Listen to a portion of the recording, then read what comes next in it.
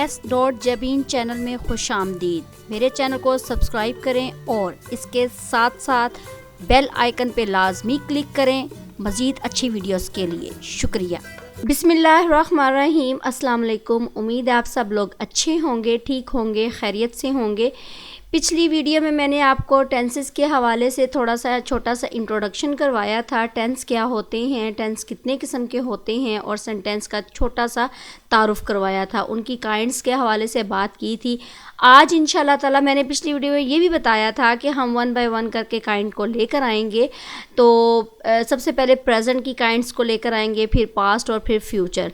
आज इंशाल्लाह ताला हम बात करेंगे प्रेजेंट टेंस के हवाले से, उसकी फ़र्स्ट काइंड के हवाले से। उसकी फ़र्स्ट काइंड हमारे पास आती है प्रेजेंट इंडेफिनाइट टेंस। सबसे पहले प्रेजेंट टेंस होता क्या है। प्रेजेंट टेंस को उर्दू में हम ज़माना हाल कहते हैं। उसकी फ़र्स्ट काइंड हमारे पास प्रेजेंट इंडेफिनाइट टेंस है, जिसको हम उर्दू में फ़ेल हाल मतलिक कहते हैं। इसकी तारीफ़ क्या है, इसकी मिसालें क्या हैं। प्रेजेंट इंडेफिनाइट की अगर तारीफ़ की जाए तो उसकी तारीफ़ ये है कि कोई भी हम काम कर रहे हैं, कोई भी हमारा काम हो रहा है तो वो मौजूदा ज़माने में हो रहा है, मौजूदा इस टाइम हो रहा है, तो वो हमारे पास प्रेजेंट इंडेफिनाइट टेंस कहलाएगा।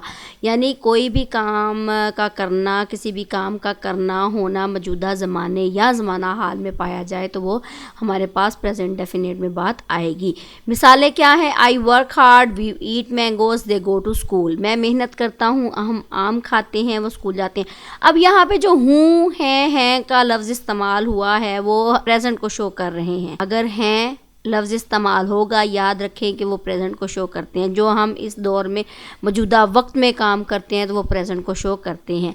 अब इस टेंस की काइंड की हमारे पास पहचान क्या है, इलामत क्या है, हम इसको किस तरह पहचानेंगे कि जी ये प्रेजेंट इंडेफिनिट टेंस है। हमें कैसे मालूम होगा कि प्रेजेंट इंडेफिनिट टेंस को हम किस तरह पहचाने, उसकी इलामत क्या है।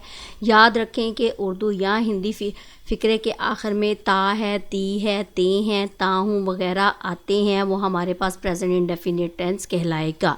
मसलन जैसा पिछली जो एक्सप्लेनेशन है उसमें था करता हूँ, खाते हैं, जाते हैं, ये शो करता है मेरे पास प्रेजेंट इंडेफिनिट टेंस। अब यहाँ पे इसका जुमला बनाने का कुलिया क्या है, ये मैंने सबसे पहली वीडियो में जुमले की जो प्लेलिस्ट है, जो उसकी वीडियोस है, उसमें ये मैंने सारी डिटेल से आपको बात समझाई है या बताया है, वो देख लीजिएगा। लेकिन छोटा सा इसका फिर भी बता देती हूँ कि जुमला बनाने का कुलिया ये है कि सिंपल सेंटेंस जब भी होता है उसमें हमारे पास सब्जेक्ट होता है, वर्ब होता है और ऑब्जेक्ट होता है।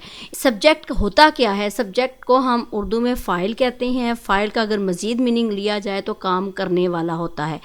यानी मेरे पास उर्दू में आई, वी, यू, दे जो भी हैं, जो भी नाम होगा, चाहे वो सिंगुलर हो, चाहे वो प्लूरल में मीनिंग में हो, तो वो मेरे पास सब्जेक्ट कहलाएंगे।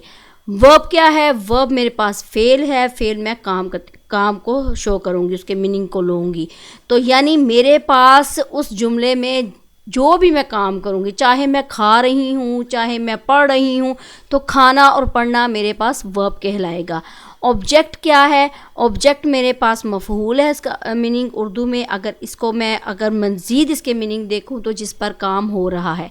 एक जुमला है मैं सेब खाती हूँ, इसमें मैं जो मैं है लफ्ज़ वो मेरे पास सब्जेक्ट होगा, खाती हूँ मेरे पास वर्ब होगा और सेब मेरे पास होगा ऑब्जेक्ट। क्यों? इसलिए कि सेब पर काम हो रहा है। तो ये है जी जुमला बनाने का तरीका या कुलिया। आगे मेरे पास आता है फॉर्म ऑफ वर्ब।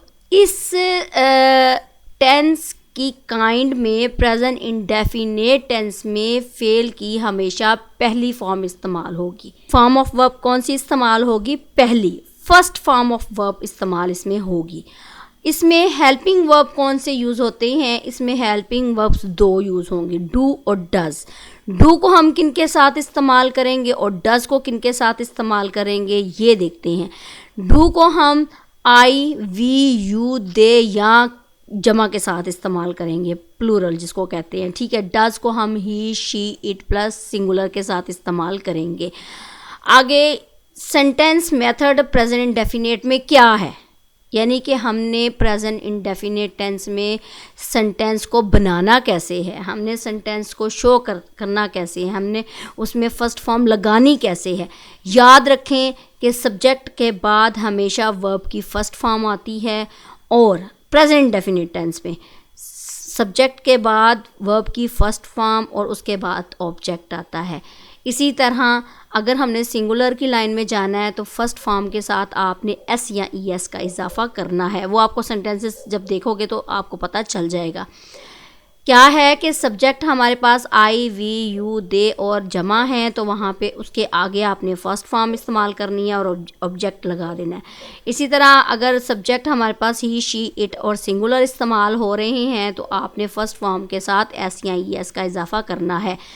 प्लूरल के साथ कभी भी एस या ई एस का इजाफा नहीं होता, सिंगुलर के साथ एस या ई एस का इजाफा होगा।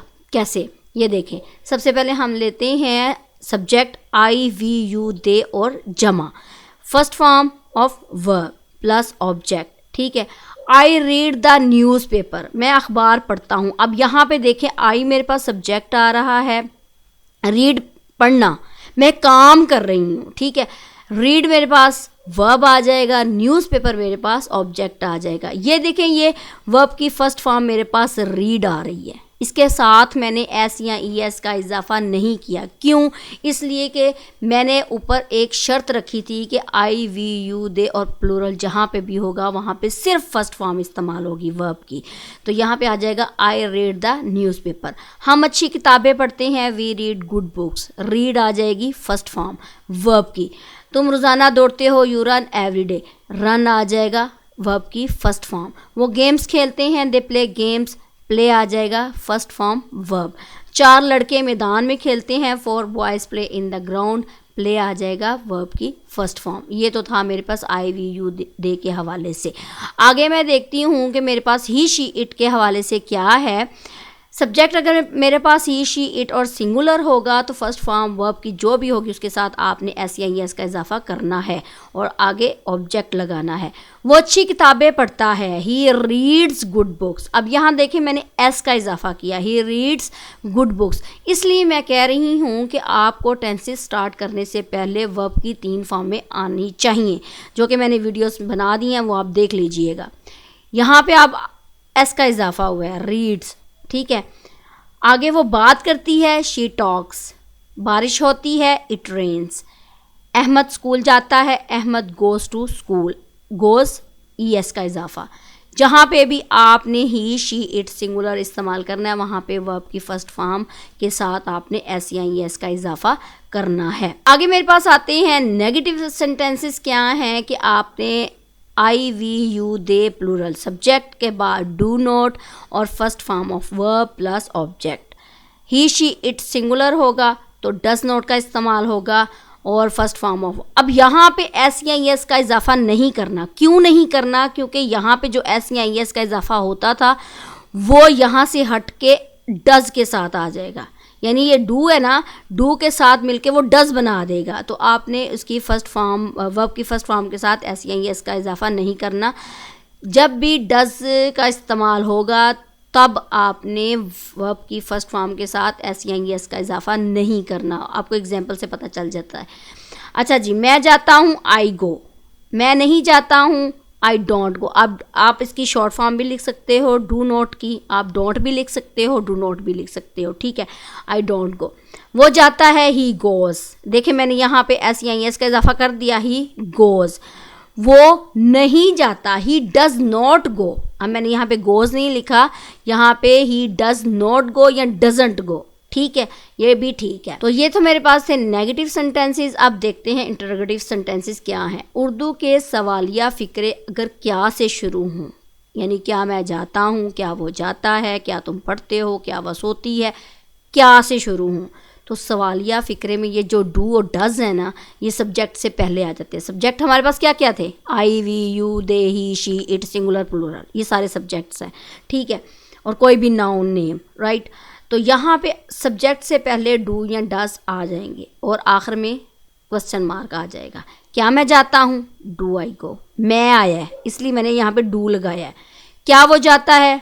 डज ही गो। देखिए मैंने यहाँ पे गोज नहीं लगाया, क्यों? इसलिए कि यहाँ इसका जो ES है ना वो इस डू के साथ मिलकर डज बनाएगा। डज ही गो, क्या तुम पढ़ते हो? Do you read. क्या वो सोती है? Does she sleep. तो एंड पे क्या आ जाएंगे? Question mark. ये तो थे मेरे पास इंटरोगेटिव सेंटेंसेस। आगे मेरे पास क्या है कि अगर मैंने नेगेटिव और इंटरोगेटिव सेंटेंसेस दोनों को मिला के पढ़ना है तो मैं क्या कैसे करूँगी? क्या तुम नहीं पढ़ते? Do you not study. क्या हम वहाँ नहीं खेलते? Do we not play there. क्या सना टीवी नहीं देखती? Does Sana not watch TV. देखें यहाँ पे डू पहले, दरमियान में सब्जेक्ट, फिर नॉट। यहाँ पे डू पहले, दरमियान में सब्जेक्ट, फिर नोट, यानी आपने सब्जेक्ट के बाद नोट लगाना है। सवालिया हो, मनफी हो, इकट्ठे हों तो आपने क्या करना है कि दरमियान में सब्जेक्ट को रखना है। क्या मैं नहीं जाता हूँ? डू आई नॉट गो। क्या वो नहीं जाता? Does he not go.